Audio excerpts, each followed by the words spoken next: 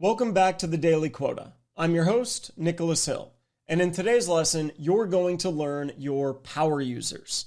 Now, your power users are not just normal day-to-day users of your product. These are the tip top of the funnel when it comes to your most engaged, most active, most adopted users out there. So think about people that have a high sophistication level with your product. These are folks that are using it for some of the most complex use cases that you can think of. Think about people that have a lot of tenure with your product, people that are maybe multi-year veterans that have been using it since its inception. Think about people that are giving you a lot of feedback on the product. So this could be someone that is, they are active on community forums. They're sending you emails with wish list items or filling out community wish lists. They are emailing you to ask about getting into beta programs. They're early adopters. You can see them asking questions about new features right when they come out. When you look at usage statistics, you will see that they are using the product more often than others. All of these can be traits of a power user. Let me make sure I didn't miss any over here. High engagement, sophistication, feedback providers, early adopters, community involvement. Absolutely. Now, why should you engage with your power users, right? Why are these folks so important? One, they are the ones that are going to give you honest and constructive feedback on what's resonating and what's not. So as a salesperson, you don't want to just go to someone and say, hey, is this message landing with you? Most people are going to be polite. They're going to say yes. Or, hey, what do you want to see from our product? Or what are you not seeing? Or what are our competitors offering that we're not? Power users are going to be the ones that actually answer those questions. They're the ones that are going to give you raw, honest feedback on what's going well and what's not. You can leverage your understanding of a power user to predict the usage of other users. You can start to see kind of trends in how your product is being used. As I mentioned, these folks are normally early adopters, right? So if you see that they're starting to use the product for a specific jobs to be done or use case or workflow, take note of that, write that down. Maybe you can reach out to other folks that are like that user and let them know that that's a possibility. Let them know that other people are using it in this way, and maybe you can increase usage in other prospects or customers. Another thing that you can do is you can use these power users as champions. We're going to talk about MEDDPICC and champion building and all of that good stuff later on. You might already be familiar with MEDDPICC. If you are, you know how important champions are. Power users can be excellent champions. As long as they have power, influence, authority, a power user can, they know your product inside and out, and they can speak to its value within their organization. So it's a great way to leverage them. And then another thing that you can do is you can leverage these users as case studies or testimonials. So when you think about, I realize that's a little bit more on the marketing side, but every good salesperson knows the value of a case study, proof point, testimonial, right? So if you have power users of your product, you can reach out to them and say, hey, I noticed that you're an avid user of our solution. I'd love to record a brief interview with you. And if you're comfortable, I'd love to send that out to some of the folks I'm talking to and let them know about some of the great things our product can do. And a lot of people are more than happy to help you with these things as long as it doesn't require too much of their time, right? All right, so I think I've covered all the different ways that you can engage with power users, valuable insights, understand their usage patterns. It helps you understand upsell, cross-sell opportunities for other prospects. You can leverage them as proof points, market trends. Yeah, good stuff. So how do you actually identify a power user, right? The first is look at your analytics tools. You can ask your product team, your product marketing team, your revenue marketing team, what analytics do we have on who our power users are? What are they using us for? What are their top used use cases? So you can ask these basic questions, but the more you dig in, the more you're going to learn. So I would encourage you, look at things like Google Analytics or Mixpanel. You don't have to learn these platforms backwards and forwards, but some basic reporting can pull up a few lists of who your top users are, and then you can reach out to them and get to know them. CRM data, right? If you look at your CRM data, you might be able to find which contacts have reached out to us the most. You can see which contacts are most likely to respond to an email. You can look at, sometimes user data will flow right into Salesforce or HubSpot. So look at your CRM data. Look at your support tickets. This is one that not a lot of people think about. If you go to your support team, you can say, hey, who's reaching out about early features, beta features? Who's reaching out to give us constructive feedback? I did customer support enablement for 4 years. You'd be surprised how often people will reach out, not for help, but literally just to give us feedback, because that's the email or the phone number that they found to reach out to us. So look at your support ticket, analyze what people are asking about. And then the last one, just, start to think about, is there something in POCUS? Can you talk to your customer? POCUS is a commonly used sales tool where you can see power users and contacts. Sometimes your data team will feed those lists in. If you're not using POCUS, it might be a different tool. You could also ask your customer success manager, right?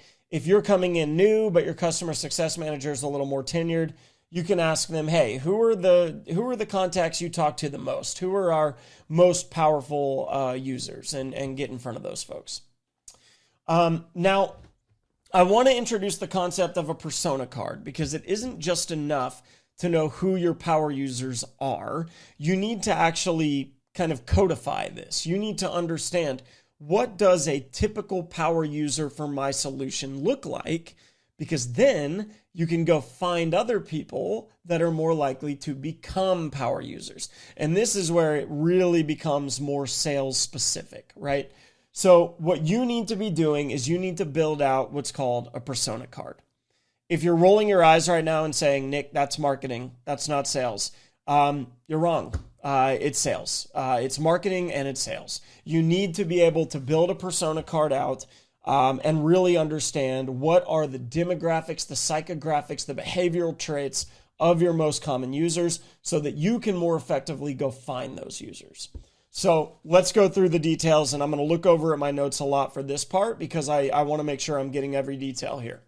For demographics, you want to be thinking about age, you want to be thinking about gender, location, education level, and income level, right? So think about, what is the average kind of age, occupation, gender, location? Am I typically working with professionals? Am I typically working with working class folks? Is it someone with a master's degree? Are these PhD students? Is this someone with a high school education? You want to start thinking about demographic information. Professional details, I kind of slipped into this a second ago, but job title, industry, function, company size. Am I selling to small businesses? Am I selling to startups? Am I selling to Fortune 50 companies? Tenure. Am I typically selling my solution to someone that's brand new? Or am I selling to someone with 15 years of experience who's going to be using it for more robust use cases? Think about psychographics. What are their goals and aspirations? What are these folks aiming to achieve both personally and professionally? What are their challenges and pain points? And we're gonna dig into their challenges and pain points in a future lesson too. But what are their values? What are the core beliefs and ethics and values that drive these individuals? And then ultimately, what are their interests? And if you're a good salesperson, you know that being able to identify common ground, common interests is huge. So if you can find out, what are they like? Are they sports fans? Are they theater fans? Are they interested in scientific and technology news? Are they interested in business and investment news? What are the things that really get them interested and engaged in talking? Because that's going to help you connect with them. What are their behavioral traits? Think about their buying motivations. What are the things that are driving their purchasing decisions? What are their concerns? What are the objections they're most likely to bring up? We'll talk about objection handling in a little bit. What are their preferred communication channels? This is one that is very important to think about. Do they prefer talking on the phone? If they are, if they're on a shop room floor, if they're in manufacturing, they might prefer talking on the phone. They're not sitting in front of a computer all day. They're on the floor doing work. If they're in an office, if they're a knowledge worker, maybe they prefer email. Maybe they prefer Slack or text message. If they're out doing calls all day, you need to understand what is that preferred communication channel. And then what is their role in the buying process? We're going to talk about the buying committee in a future lesson, but are they an influencer? Are they a passive kind of agreeer? Are they the key decision maker? Are they the economic buyer, the executive sponsor? Are they a detractor? Are they typically the person that's going to come in and kill the deal, right? Although if these are your power users, they're probably not the detractor. And then finally, start thinking tactically about things like media consumption. Where are these individuals? Are they on Twitter, LinkedIn, Reddit? Are they on GitHub? Are they on community forums? Are they on your website? Where are they congregating and interacting?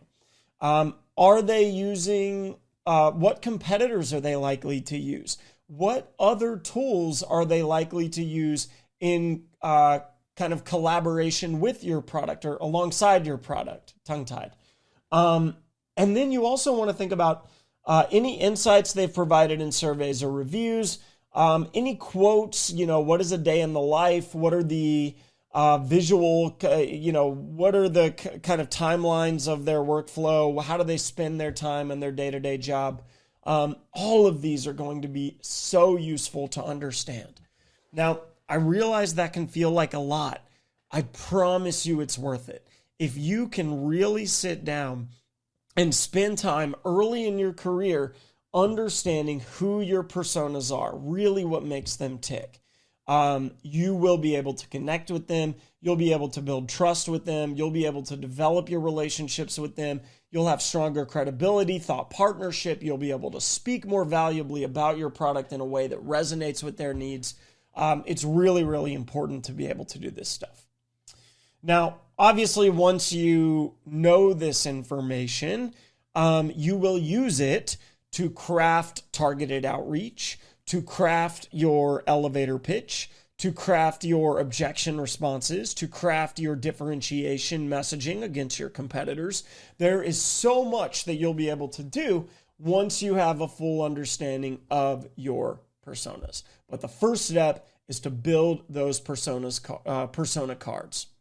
Now, before we jump into, before you actually go do this, let's just go through a quick example. We're going to talk about Tim, the tax accountant. So let's say that we are offering tax accounting software. That's the solution for this example. Our persona might be Tim, the tax accountant. And some of the information we know about Tim, typically Tim is age 40, male, lives in urban areas. He has a master's degree or a PhD in finance or business. Household income tends to be $150,000 to $200,000. Tim works in the finance industry. Normally, job title would be like a senior tax accountant. He works at a mid-sized firm, typically about 10 to 15 years of experience, or he's in a partnership with one or two other accountants. And when we think about what Tim wants, Tim is aiming to ensure accuracy, security, and compliance of tax documents. He's facing challenges with complex tax codes across different states. He values integrity and diligence. He's interested in financial planning. And when you think about Tim's behavioral traits, some of the things that he's motivated by: efficiency, reliability, concerns about software security, making sure that his client's information isn't going to get out. He prefers emails and professional networking sites to congregate with other accountants.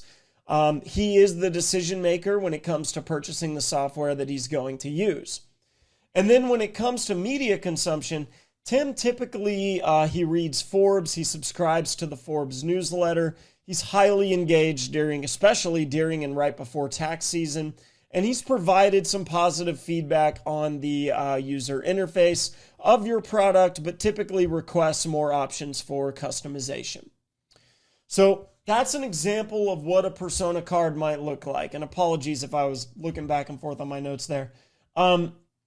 But I think that, for your sake, you want to first ask your mentor, ask your manager, ask your marketing team, does this information already exist?